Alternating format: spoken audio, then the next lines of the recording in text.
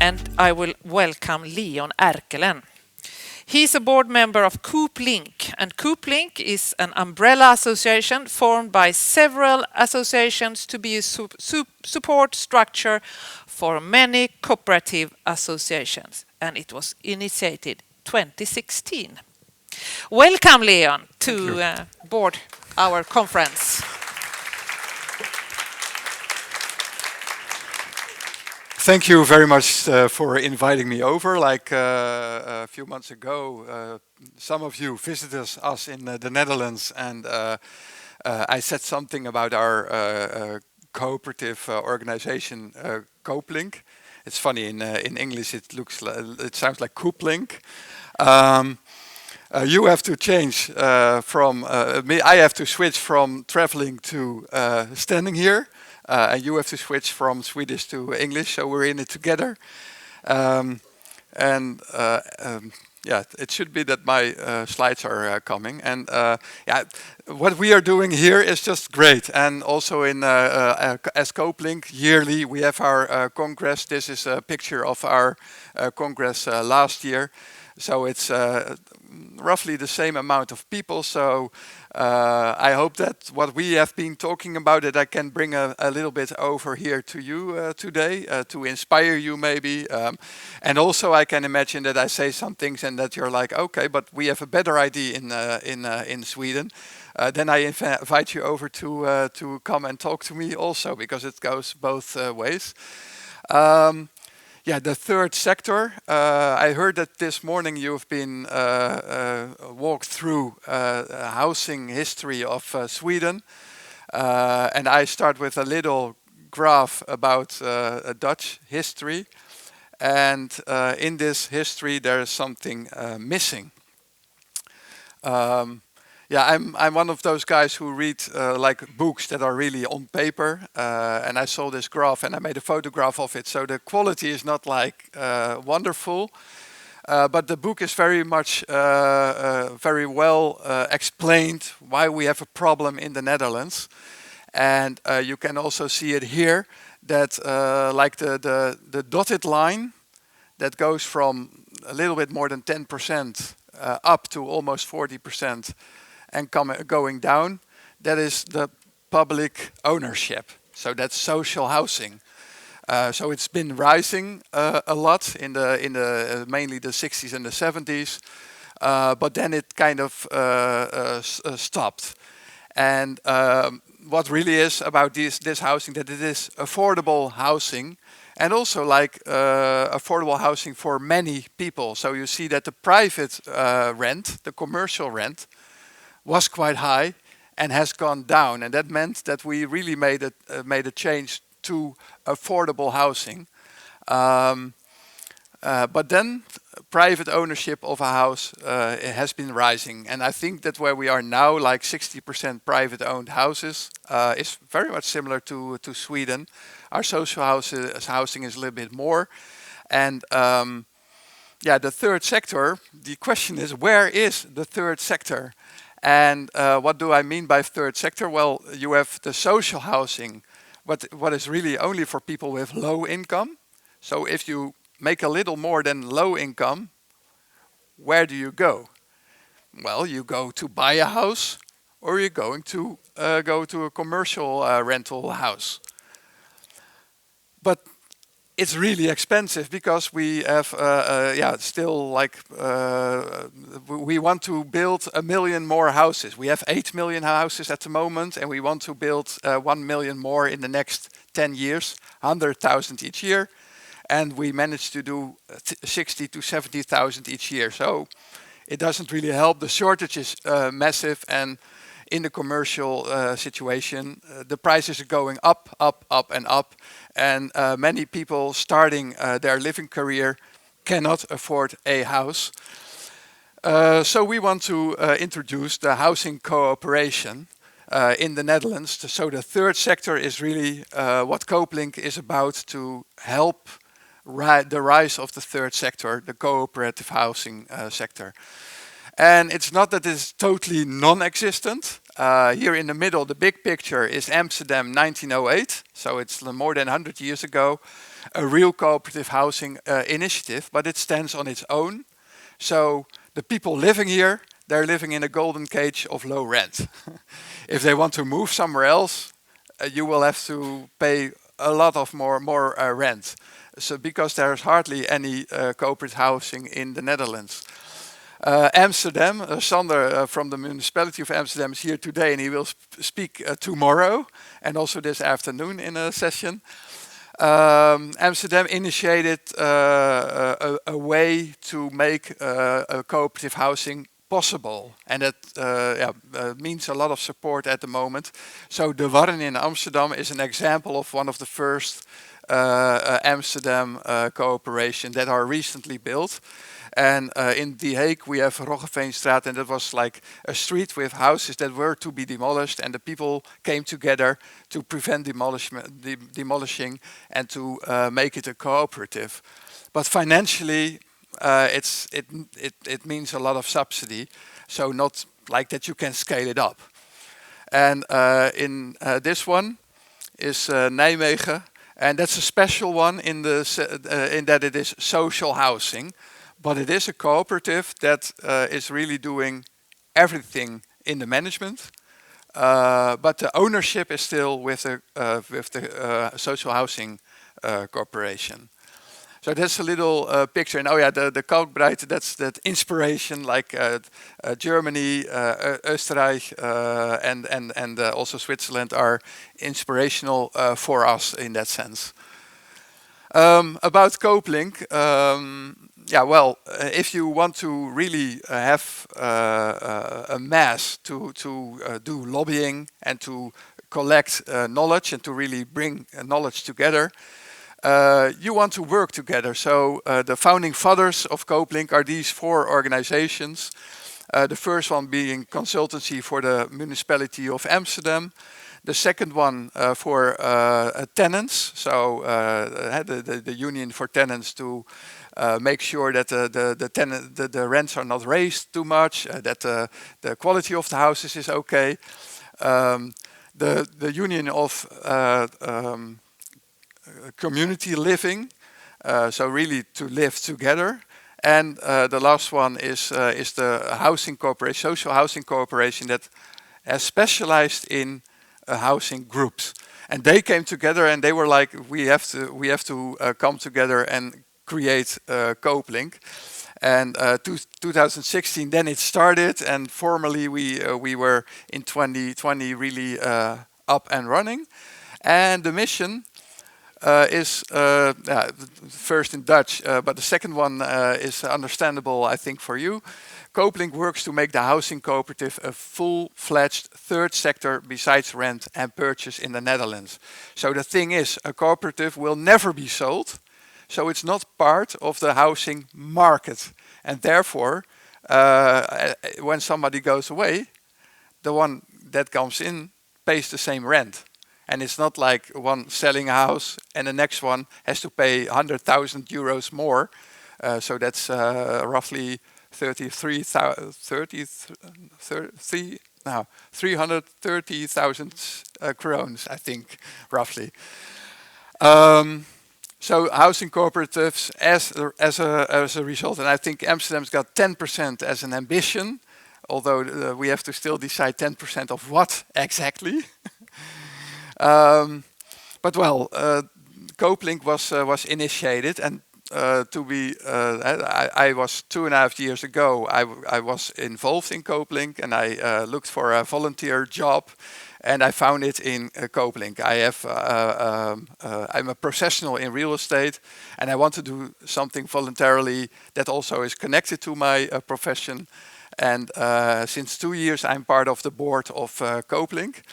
So the first part, the first financial support that Cooplink was able to bring in, I was not yet part of it, but it's a really important one to be able to organize yourself and to make a platform for knowledge sharing, and also to organize events, for example, an event like this one. And then I have here a few highlights that are important just to see the development, because an important part of Cooplink is to go lobbying in the politics on national level, the least, but also on the level of provinces and also on the level of municipalities. And on 23, the parliament supports housing cooperatives, and they said like, okay, we want this to happen. We see that it's got a lot of added value for our society, affordability, but also bringing people together, the social added value. So 400 million is like made a reservation, and sounds like a lot of money. But if you just imagine that in the Netherlands, why is buying a house so attractive? Because with taxes, you can your rent, you can take it off your income for your taxes, for your income taxes. And that's yearly in the Netherlands, costs the state yearly 1.7 billion. So 4 million is peanuts compared to that. So it's only a start, but it is a start. So we are really happy that the parliament is supporting it. And yeah, then the question is, how are you going to support it? And we made a report about what are the obstacles financially, fiscally, different kind of obstacles at the start of 24. And we got a new government. We get new governments like every 2 years, I think. So a government is ruling like 1 year, roughly, on average, since recently. But the coalition of the government said they wanted to remove the obstacles. So they kind of literally took over our line. So that's good that the government is supportive, the parliament is supportive, and hopefully the next government will support it as well. And one of the obstacles is that there's not a good definition. So what is a house for buying? Defined legally perfectly. What is social housing? Defined legally perfectly. But cooperative housing? No definition. So this year, together with the Socialist Party in the parliament, we took the initiative to make a proper definition in the law. And I hope that will go through, because then you can attach a lot of things because you have a definition. Yeah, for example, the prices of the ground for a development. Yeah, when you cannot define it is for a cooperation legally, then how to do it? Well, Sander has got a lot of ideas how you can do it, but the definition will help in a lot of things, also like the fiscality, to make to discern between a private house and a cooperative and social housing. This 4 million fund is now being organized, and next year hopefully groups will be able to ask for money in the fund, and that's a combination with bank loans and also the support of the government. How am I doing in time? We have a multi-year strategy. I won't take multi-years, sorry. 5 more minutes, okay. Yeah, we have a multi-year strategy, and like what I've been talking about, the obstacles, the third one is really important in that case.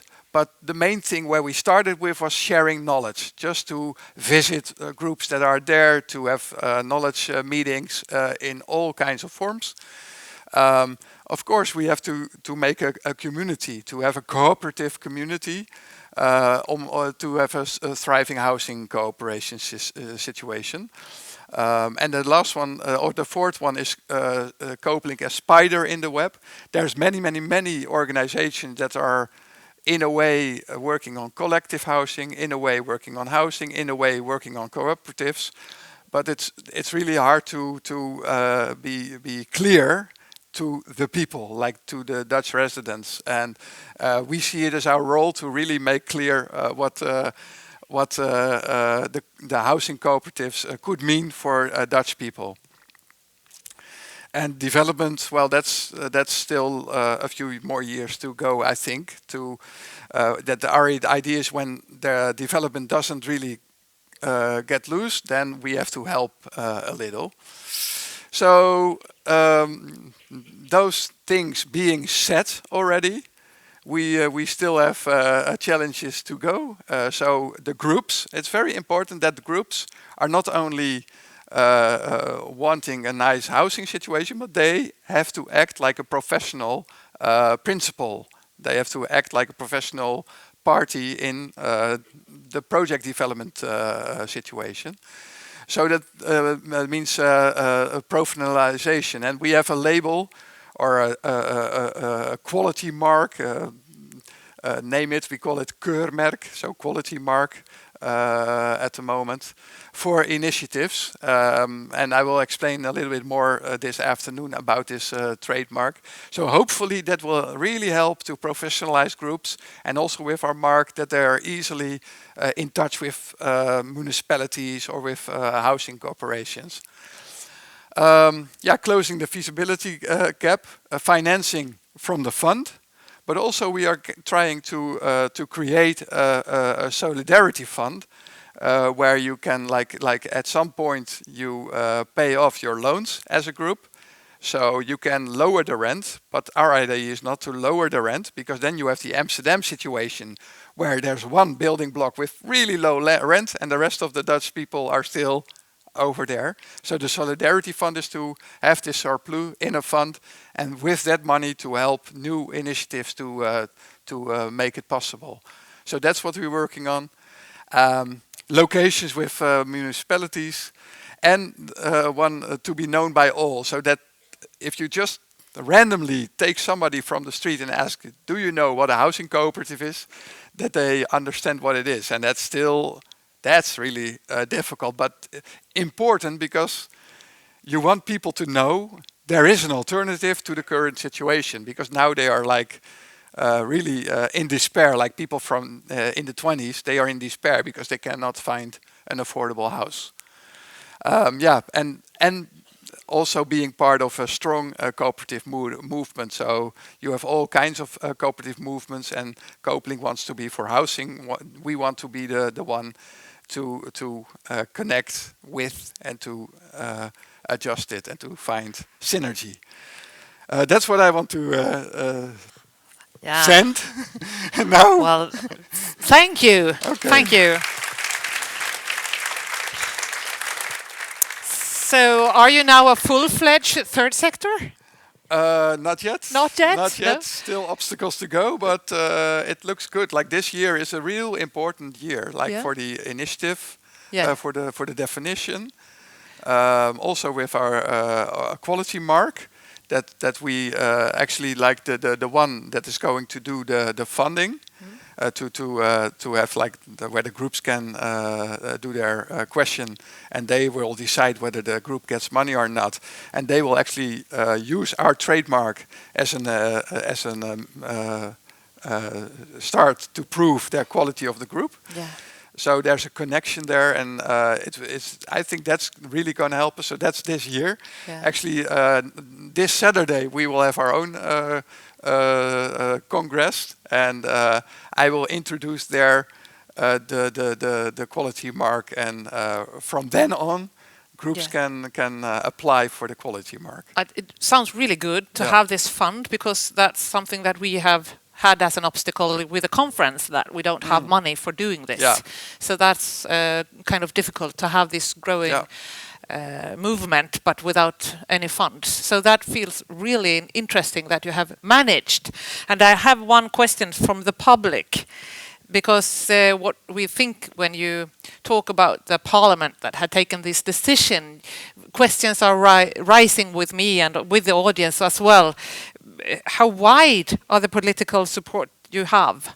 Yeah. Is it like one party, or is it many? No, it's actually many. Like I don't like left wing, right wing, but okay, that's how we talk about politics in Europe. But like left wing parties are really in this affordable thing, so to speak. They're like, we want affordable housing, and the collectivity. And caring for each other, and the right-wing parties, I really support it for the part where people have a say in how they live. Yeah.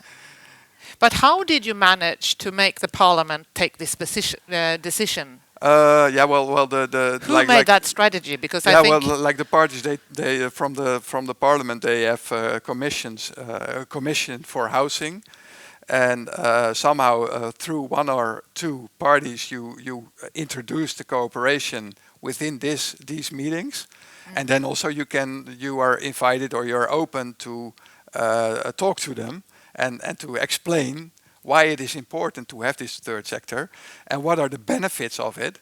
And then you create support within the parliament, and then at one point one of the parties or a group of parties brings this into the parliament, and then there's voted for. And okay, yeah, it's really a key question to make this a political issue, that you could also make this on a broad level, like you said in your discussion. Thank you so much.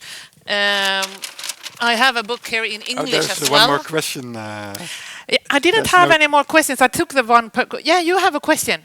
That's really good. But we also have maybe some translations. Yeah, there are so many things that are alike between our two countries and the movement. Yeah. But you have managed to reach the parliament, which we haven't. In that way, you have now succeeded with a fund, with a starting point that are so crucial for many of those projects.